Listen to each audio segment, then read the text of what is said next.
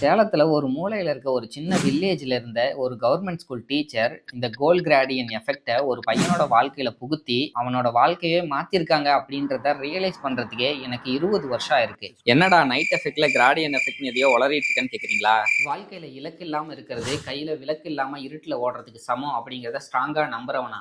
ஏன் சொல்றேன்னா, 5வது முடிச்சுட்டு 6வது போகும்போது 180 ரூபா ஃபீஸ் கட்டுறதுக்கு வீட்ல ரொம்ப டிஸ்கஷன் போயிட்டு இருந்தது. ஸ்கூலுக்கு அனுப்பலாமா வேணாமான்ட்டு. அந்த டைம்ல சுதா டீச்சர் அப்படின்ற ஒருத்தங்க எனக்காக அந்த ஃபீஸை கட்டி நீ போய் படி, ஆனா வாழ்க்கையில இந்த ஒரு விஷயத்தை மட்டும் நீ மறந்துடாத அப்படின்னு சொல்லி சொன்ன ஒரு விஷயம், நீ எடுத்து வைக்கிற சின்ன சின்ன ஸ்டெப்ஸும் சின்ன சின்ன கோல்ஸை நீ அச்சீவ் பண்ணாவே உன்னோட பெரிய இலக்கை ஈஸியா நீ அடைஞ்சிடலாம் அப்படின்னாங்க.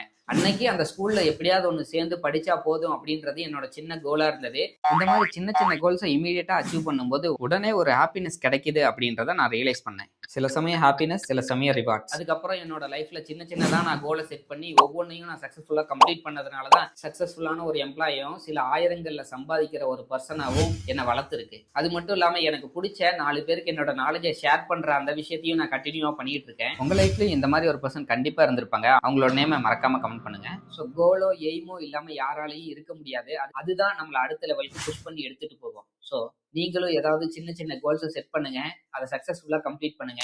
அப்புறம் நாளைக்கு பார்க்கலாம்.